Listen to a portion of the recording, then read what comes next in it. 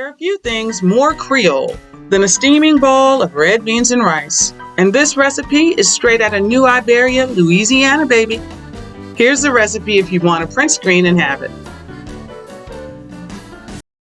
Before I forget, like, subscribe, and ring that bell. That way you can see all the videos in the series. And thank you. Great beans start with building a broth. You really don't want to start cooking them in plain water. You really jazz up your red beans. And this starts with smoked ham hocks. As you can see, these have been dehydrated in the smoking process. And so by boiling these, you're going to tenderize your meat and it's going to release all that delicious fat and flavor into your broth. I also add my garlic to my broth because it's going to dissolve completely. And the only thing left will be the delicious flavor.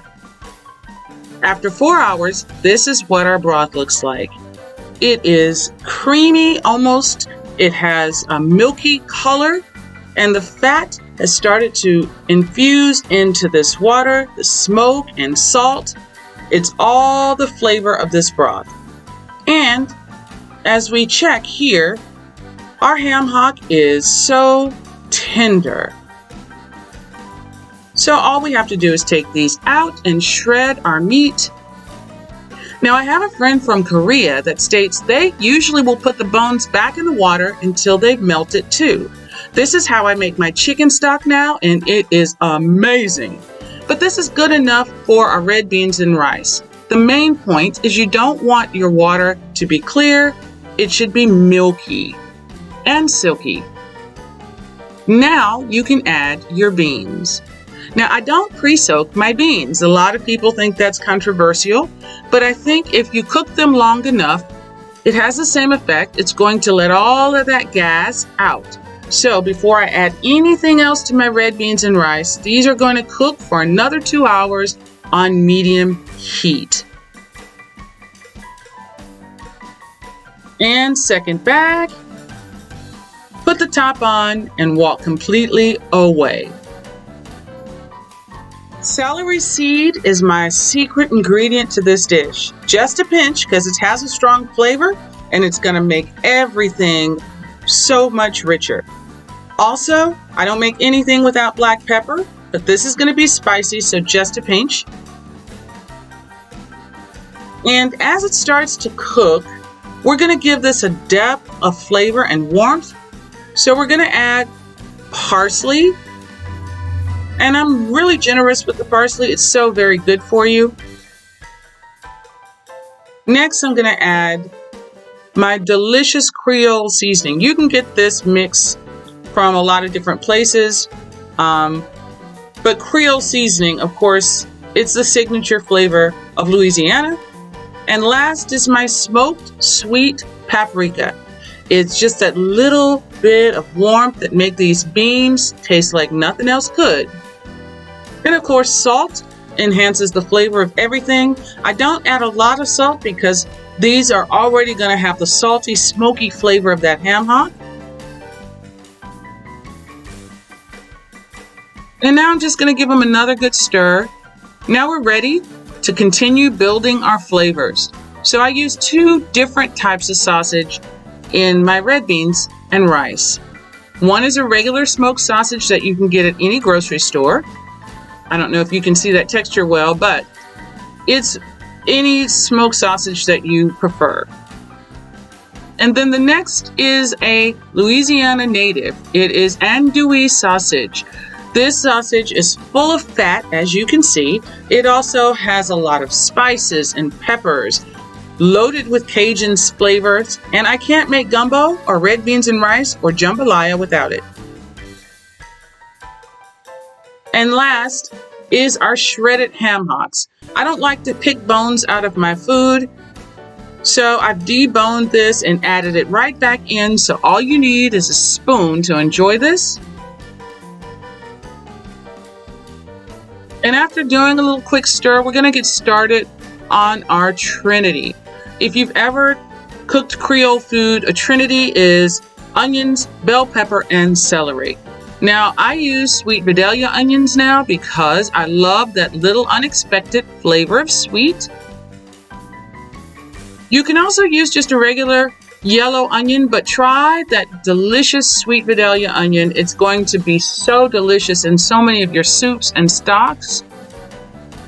And of course, I cut more than I need so that I can put half of it in a Ziploc baggie. And I can use these delicious onions in the morning, on my breakfast, or anytime I don't have to talk to someone. Next thing in the Trinity is celery. Now, most people think that celery is not going to be great for this type of savory dish, but it does not work without it. Celery has such a warmth to it, and it builds the flavor of that broth, so don't skip it. It's necessity. Now I'm going to combine these two and work on my last part of the Trinity, which is peppers. Now, I think almost any green pepper can go into a good Trinity. However, I use the traditional bell pepper. And in this dish, I like a little kick, so I add a seeded jalapeno as well. It's off to the side there. Now, as I chop up this bell pepper, you don't want the white part of the bell pepper. It tends to be bitter to me, so I make sure that I cut it down to the green flesh in large strips.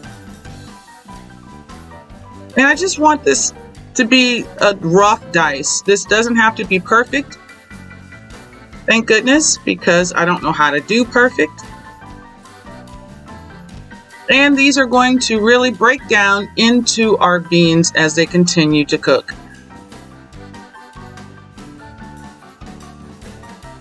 And as good as these look, they're nowhere near done. So now we have plenty of time to add all of our flavor. Our bell pepper, our jalapeno pepper for a little kick. And it's seeded, so it's not a lot of kick, just enough to let you know it's there. Next goes in the rest of the Trinity, which is our celery and our delicious sweet onion. This dish does not work without the Trinity, no more than any other great Creole food. We put this in everything but pancake batter. And then the last thing that we're going to add is our Rotel tomatoes. It has to be this brand. I love the flavor of these tomatoes and chilies, and I don't even bother rinsing them. The water and everything goes in. Now we have all of our ingredients. We can stir these. And I moved to a bigger pot because I'm going to add a full 1/3 gallon of water. The first 2 gallons were to build a broth and to cook our beans. And now that 1/3 gallon is what we're going to use to tenderize and blend all of these flavors. And you see how we got all these floaters? That lets you know it's not done. Top on, walk away for another 2 hours. Now look at the color of our beans. We're going to add our cayenne now.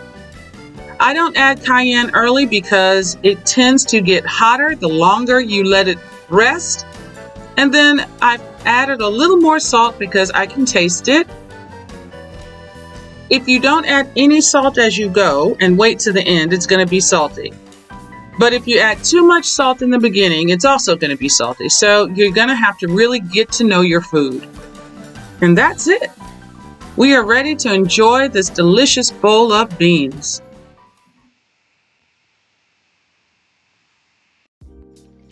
Hey, I hope you enjoyed this one. Tell me how it turned out for you in the comments. Click like, subscribe and ring that bell for all the videos in this playlist.